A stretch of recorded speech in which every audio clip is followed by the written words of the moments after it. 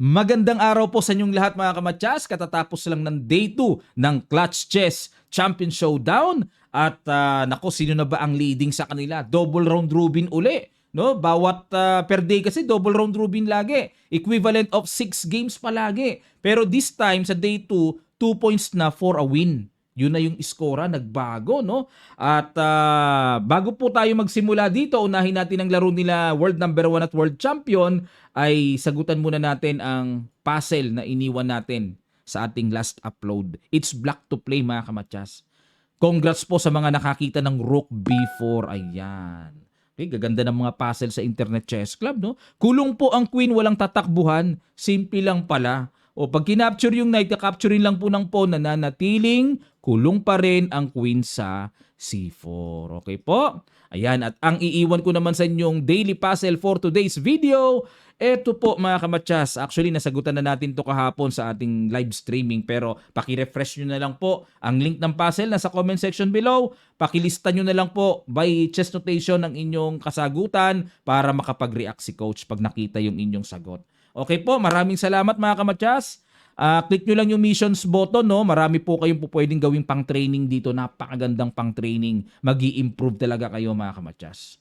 Alright! At bago tayo tuluyang magsimula, this Friday na po at 7 PM ang ating Kamatyas Friday Nights online tournament. Yun naman po ay gagawin natin sa Lichess platform. Automatically magge-generate po ng pairing. Ayan. So, sali na po kayo. Napakarami nang pumapasok. Ang champion ay tatanggap ng 2,000 pesos. Kayang-kaya nyo pong mag-register dito. Ang link ay nasa description below lamang ng video na ito. Okay po? Alright. Ang ginawa dito ni Magnus Carlsen ay nag-Knight F3. Nakiramdam muna kay World Champion. At nag-D5, G3, C6. 3 games po i-analyze natin na matindihang bakbakan dito. Tinira ni Gukesh ang Yusupov variation against sa ganitong makunat na opening. Yusupov yan, oh.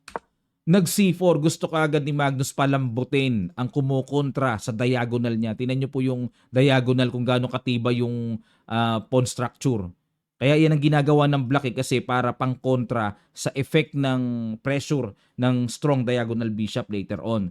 Ayaw ni Magnus ng ganyang katibay kaya gusto niya tibagin. Nag-E6, lalong pinatibay ni Gukesh, kinapture na po pero dito ang katakataka. Yun, nakapagsalita na naman ang halaman, katakataka. Kinapture kagad ni Gukesh yung knight. Bakit kaya ano? Siguro ayaw na niya matempuhan kasi dito normally kinakapture lang ng pawn. Oh, ayaw niya sigurong patempo ng H3, kinapture ka agad eh. Capture, takes, castling, knight C6 at dito D4. Ayan, very normal. Sabi nga sa principle, maglagay ka ng isang pawn sa sentro para makiagaw. Hindi yung wala kang kaponpon sa sentro, nako delikado. Iipiting ka, dodominahin ng kalaban mo ang sentro. So put at least one pawn. At nag-knight F6, knight C3, bishop E7. Ayan, E3, interesting. Kasi po dito pag E3, unang-unang pumapasok sa isip ko, paano i-develop ang dark square bishop? Saan ba? Fianchetto ba or bishop D2? Castling, bishop D2. Kaya kumbaga, enough na kay Magnus na i-develop ang bishop niya sa ganyang pamamaraan. Rook C8, tuloy lang din sa development. Queen E2, angat lang. Pero yan po ay nasa principle din ng opening, no? Sabing ganon, iangat ang reyna para magkita sa isa't isa ang mga tore dahil yan na ang susunod na ilalagyan ng forma. Okay? Principle yan eh. Knight E8. Imamaneuver papunta sa D6. Okay? Rook C1. Knight D6. Bishop E1. Tingnan nyo po yung mga pakiramdaman nila, no? Queen D7. Syempre, nagkita na rin ang mga tore sa isa't isa. So, ipoporma na rin yan. Nag-Queen D1. Bakit? Ay, gaganon ba siguro? Knight E2 ganon? F5, yun po ang purpose din ng Knight E8, Knight D6 ni Gukesh para maitulak ang F-pawn at talagang makontrol ng lubos ang E4. Ilalagay po kasi yung knight dyan eh. Yung kailangan muna kasi mahatiran ng isang pawn para mas lalong matibay ang outpost ng knight, yung pundasyon. Nag-Bishop E2. Ano purpose ng Bishop E2? Sige, pag subukan lang na pumunta dyan, pipitikin lang ng F3. Yan ang basa ko. Pinuntahan na nga ng knight, nag-knight A4. Ayan. At yan naman ang lumabas na bagong luto sa bakbakang ito mga kamatyas. Dahil ang nakatala pa sa libro ay may kumain, knight takes E4. Kung ako naman, parang gusto kong pitikin ng F3. No? Pero novelty by Magnus, Knight A4, Bishop D6, pinitik na ng pawn, takbo obligado, pinasukan ng knight. Ayun pala, diskarte. Queen E7. Ayan mga kamatsas, ano? Hindi basta-basta pinagpapalit ang bishop sa knight kung hindi naman kinakailangan. Kaya maintain lang ang bishop. Malakas kasi yan talaga kumpara sa knight kung tutuusin, ano? Sa mas maraming aspeto. Yung knight malakas lang sa close and semi-close. Pero karamihan talaga, bishop ang effective talagang gamitin sa maraming bagay ng posisyon. Okay, at nag-rook C7. Ito na po yung islug-islugan time. Hanapan ng mga tamang pwestuhan. Yan ang mga binibili sa mga magagaling. B4. Okay, kinain, kain na hindi pwede. Naisip ko kasi ang dami-daming nakaturo dyan sa B4 pero hindi pwede. Subukan lang, magkakaroon po ng capture doon, magkukulang ang kakain dito, no, ng suporta. Kaya, patong lang. B5, sinugod pa rin ni Magnus. Knight D8. Okay, bawas na. A4. Okay, pinorma muna ng ganyan. Knight F7. Saan pupunta tong knight? Babasag ba mamaya? A5. G5. Okay. Para maka-counter dito sa king side. A6. B6 para manatiling solid. Siyempre, kung dito ka-capture, kakainin lang ng tore, magkakaroon ng pressure ang black sa A7. Weak yun. Mahina. Kaya B6 at dito nag-rook C1. Hamon, E5. Ayun. Bagamat sa akin pong mga mata, mga kamatsas, kung ako titingin, normal na normal yung E5. Kasi ang maganda sa E5 para sa akin, merong tinatarget si Gukesh na kahit papaano weak E3 pawn 'Di ba? Ang gandang tingnan, no? Pero bad move sa computer.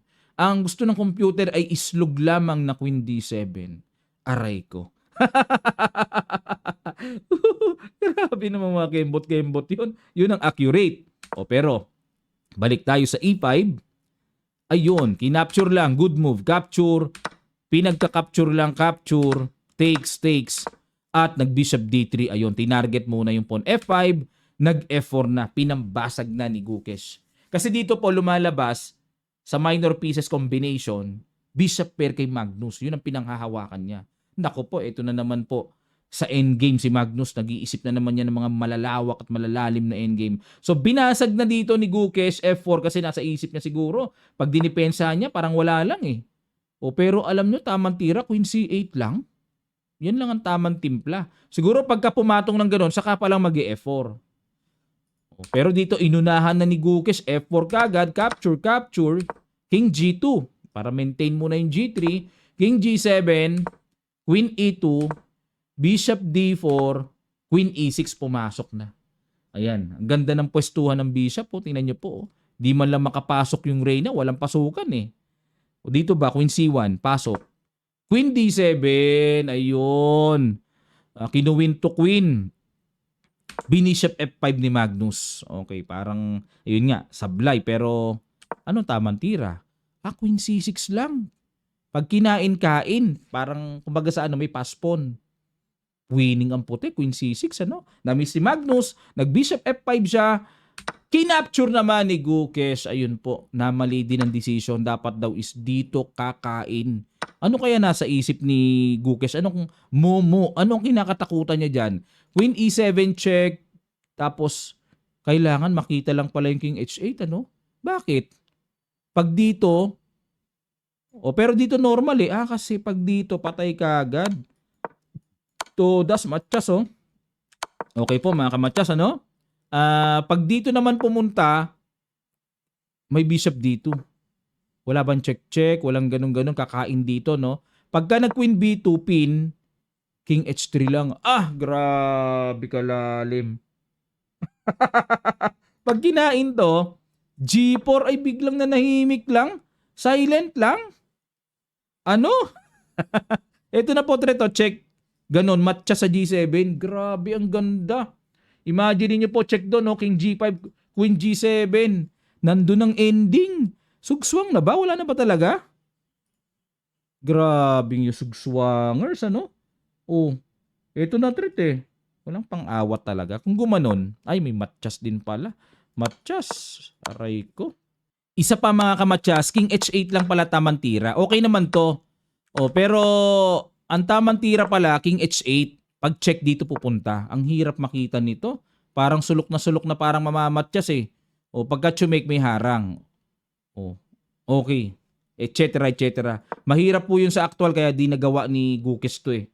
Oh, kaya kinain na lang niya yung queen, kain-kain, bishop e3, bishop b4, yun. Grabe, ayun. Naku po, grabe. Kita ko kagad yung ruta. Bishop C4 muna. Grabe, kagaling talaga sa endgame si Magnus. Mamaw. Mamaw. Kinain muna. Kain. O, wala pa namang ganon kasi may knight. Gumanon. F4. H5, King F3. Bishop D2. Ayun. So ito po kasing po napakalapit na sa king. Ito ang tatrabahuin. Gaganon. Kainin yun sabay ganon. Bishop E1. Gumanon na. King E6. Gumanon. Grabe yung bishop po. Mag-best friend. Grabe, mag-F5 na, lupit. May F5 pang malupit. Ay, kain to, kain, may bishop takes. Oo, pagka gumanon, di mapipigilan yung paspon. Yun o, kain, sabay kain dito. Yun o, inagapan ni Gukes kasi magsasacrifice sa B6 eh. O, yun nga lang, pinitikan ng F5 check. King E7 at dito po mga kamatyas, napakaganda. Simplihan lang ang endgame. Binasic lang ni Magnus ang endgame mo. King E4, resign na po si Gukes kasi kakapturin na po ito. Di makapalag ito, sugswang. Pag umalis yan, kakainin yon. Pag umalis naman yung knight, gaganon no, kakainin yung A7. Grabe talaga sa endgame. Actually po, 2-0 ni Magnus si Gukes. Hindi ko napakita yung pangalawa no, para makalipat na po tayo kasi tatagal tayo sa video eh. Okay, etong pangalawa, Magnus versus Nakamura. Black naman si Magnus dito. Ito yung napili ko sa kanilang laban. E4 si Naka, D6, D4, Knight F6, Knight C3. Ayan na naman. Ito na naman yung tinira ni Magnus kay Gukes. Kung matatandaan nyo, no? Yung nakikipaghamon ng queen to queen. At endgame ang gustong mangyari. Wala, umiiwas kay Magnus sa endgame eh. O, Knight GE2, C6, A4, Bishop E7, G3, A5, Bishop G2, Knight A6. Ayan, natatandaan ko tuloy yung laro ko kay Nakamura. Hirap na hirap ako kay Naka, di ba? O, pero yun nga lang, si Magnus na kalaban eh. Iba na to. Castling H3 and then H5. So very normal naman po, no? Very typical ang pattern. Okay, bookline pa ito. Itong H5 para maiwasan yung G4 kasi po, pag naka G4 yan, Knight G3, mang-iipit ang puti sa king side. So medyo alarming no sa positional at attacking patterns. Kaya nag-H5 dito si Magnus para pigilan yung G4 na paparating. Nag-F4. Grabe, tingnan nyo po, napaka-massive ng basag. Oh. Knight B4, pasok si Magnus. At yan ang novelty. Dahil sa old line, may tumira po ng Rook E8 sa posisyon na to. Yan. So, Knight B4, new move by Magnus. Bishop E3, Queen C7, Knight B1. Baba muna para may pangpitik na C3, mapaatras yung Knight. Kinapture na capture at nag-rook E8. Ayun, para magbi-bishop F8 and then magka-pressure yung puti sa E4. C3, Knight A6, Knight D2 and then bishop F8. Ayan. Grabe, ganda ng formation ni Magnus. Ano, hindi maatake. Galing eh, oh. Bishop F2, Knight C5. Ayan na po. Naku po, pagkadai-dai ng atake. Queen C2. Yes. To protect the E4 and also to prevent the coming Knight D3. Ayun, nag-English na naman si coach. Bishop D7 at nag-B4. Ayun, para mapaalis yung knight. Sa akin pong perspective view, no, okay lang yung B4. Pero sa computer, akalain nyo, mali yan? Ano? Nakakatuwa talaga yung ano na yun. Ano? Sa bilyar ko kasi narinig yun eh. Ano? Sa bilyar pag kami mga magical na nangyari sa bola. Ang galing eh. Okay, Bishop D7, ang tamang tira daw po is Rook AE1. Hatiran pa ng isang tore para lalong safety ang pundasyon ng E4. Pero, B4, takes. Atras, threat yung pawn B4, Rook B1, at nag-Rook C8. Ayan, para ready ng babasag sa C5 mamaya. Knight F3. Okay, para pagka gumanon, gaganon lang. Si D5 pa rin ni Magnus. Kinapture na ni Naka. Okay, nabuhay uli ng napakalakas ang knight. May threat pa sa pawn A4 at ini5. Okay, atake sa knight. Kain lang. Queen A2. Kain lang. Kain. Bishop C6, ayun, pang tapat sa diagonal, pero binigyan po ng bad move. Oo. Nakaka-confuse na rin kasi talaga yung posisyon na to. Lalo na parang may capture dito, babagsak yung bishop, pero ang correct play pala H4. H4 lang ang layo ah. Kasi pag kinapture to, capture, naka-check pa kasi. So may time pang makawala yung bishop na tipong hanging eh. So H4 lang pala.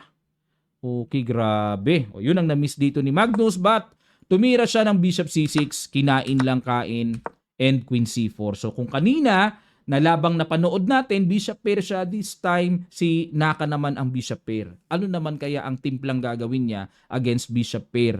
No? Knight B7, atras muna. Rook C1, pressure muna sa pawn. Knight D6, Queen A4. Okay, para hahatawin na ng capture yan.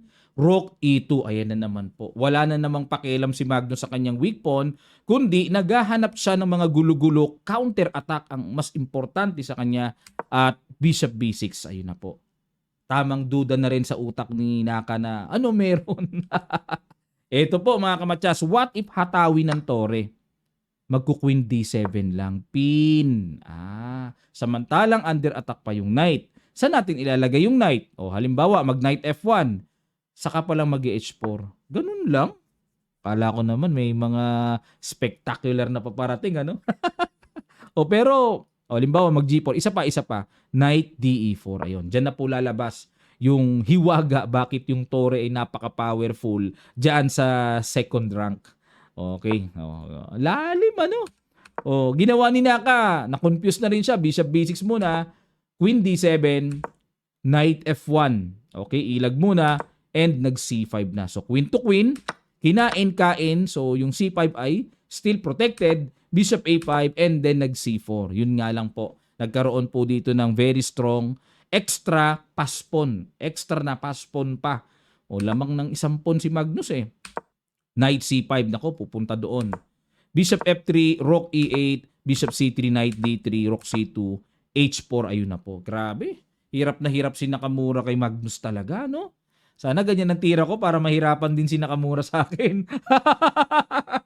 Hirap siya, di ba kaporma? Sa akin, lagi lumulusob eh. Kay Magnus, wala. Nilulusob ni Magnus. Baliktad eh, kain. Pangit ang pawn structure, H5, kain uli. Grabe. Nagwalis-walis lang eh, Ganon.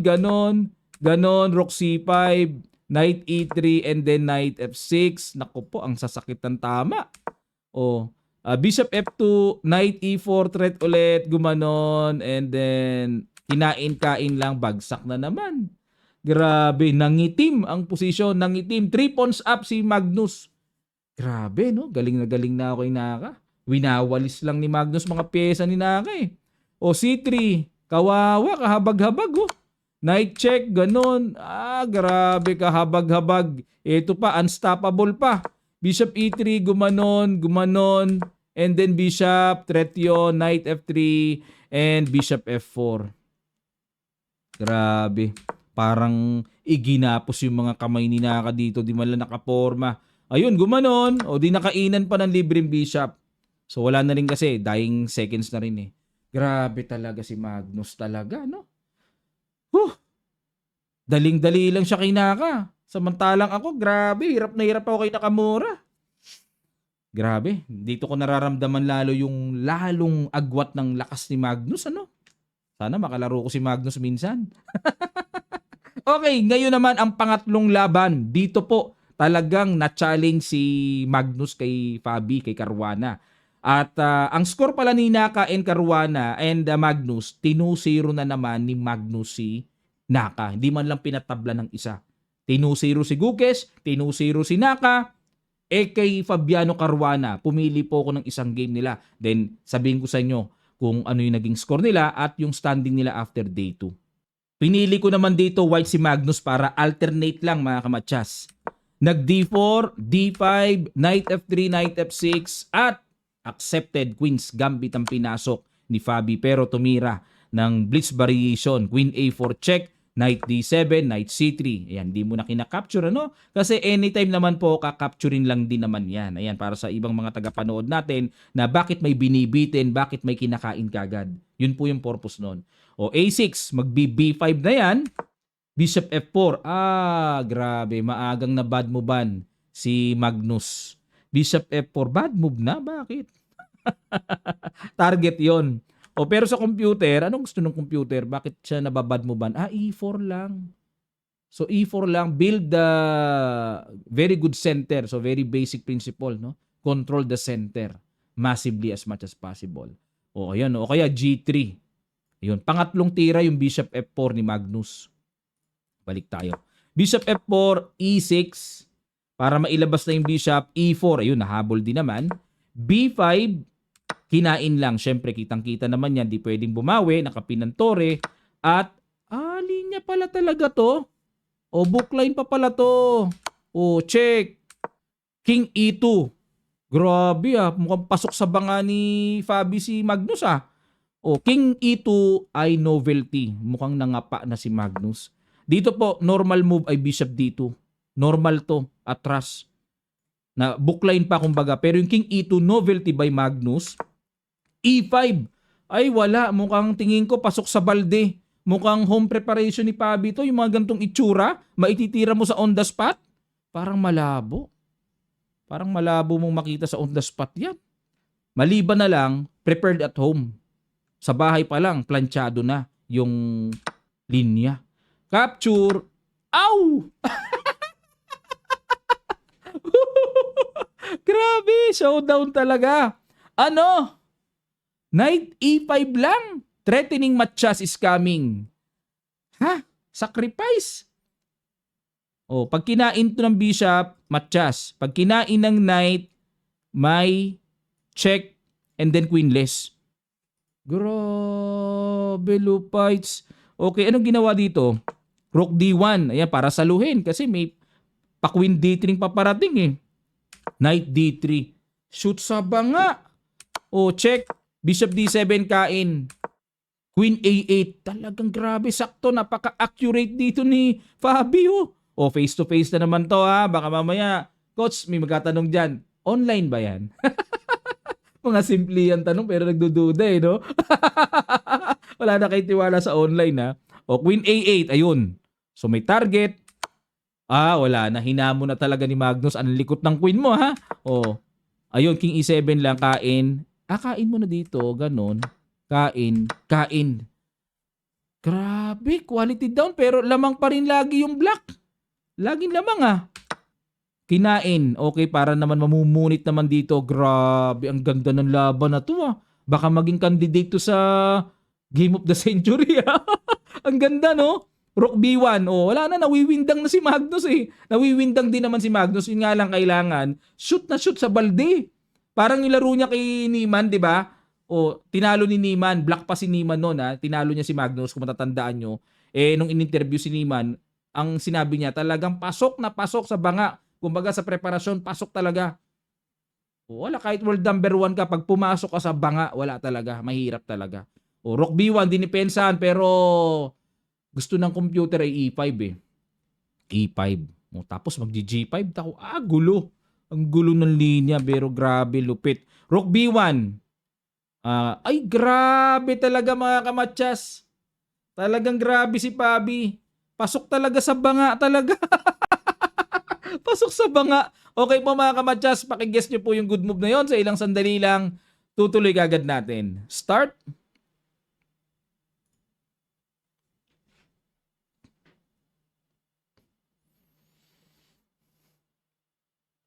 Grabe. Pasok sa banga G5.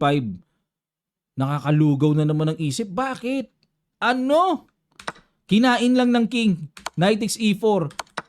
Wala bang iba? Paano kung knight? Teka lang muna mga kamatsas. May bishop dito. Pisak ang knight. Lipad. Obligado bababa Baka mamati kambing pa. Grabe, lupit. Ang lupit pang Game of the Century. Dito King G5. Knight E4, King F4, kain. Rook G1. Bishop D6 check. King G5. Knight E4 check. King H4. Bishop C5. Threat. Grabe. Kalkulado. Sukat na sukat. Rook H1. Bishop F5. Grabe. Puro engine move si Napakalupit, grabe. Apakalupit. Antindi. Sabay ganun lang, oh. G4. Grabe, survival mode si Magnus. 50-50. Bishop E6 lang. Bishop H3. And B4. Ayun na po, may paparating ng C3. Rook HF1. B3. And then G5. Okay, hamon ng bishop. And then check. O pero wala na. Expected na talaga ni Magnus yan. Persado naman talaga makita yun eh. Kain-kain. Bishop F1. Okay. At gumanon. Ayun na po.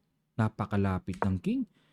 Kinapos ni Pabi si Magnus dito. Walang di nakapalag. Ayun. O, nakitaan ko rin ng bad move. Ala natin, cyborg robot na eh. Ang lupit ni Pabi, no? O, dito po ang accurate ay F5. O, pagtibayin lang to ngayon. Kung i-enpasan, may anytime capture balik naman eh. O, knight C5. Ano plano? Mukhang gaganon. Malakas pa rin, ano? Kasi titiradahin yung pawn sa B2 eh. King E3. Ayun na. Wala na. Confused na si Magnus. Accurate daw dito is knight D4. Oh, nag-king E3. Oh, confused na rin siya. Knight D2, kain. King D4, King E7, H4, F6. Knight E4, kain. And then Bishop F5, Rook E1, kain. Bakit bad move? King F8. Pero wag ka. Mukhang parang nakaka-recover lagi si Magnus. Ayun, parang naka-recover na naman. No? Hanip talaga si Magnus kahit anong gulpe gawin mo sa kanya talaga. Naka-recover na. Evaluation bar. Tingnan nyo. Naka-recover na kung tutusin. No? King C3. Wala na. Wala na talaga. Talaga may tama talaga. Oh. Sa atin di ba naman ang pinagdaanan eh. No? May tama na eh. Oh, pero accurate play pala ay Rook E1. Ayan, kung nakita to. Ayan oh. O di ba? Kaso gumanon eh. Check. Ayun eh. Bakit pag kinain to? May Rook A4. Kain yun sabay. Oo. O check o ganon.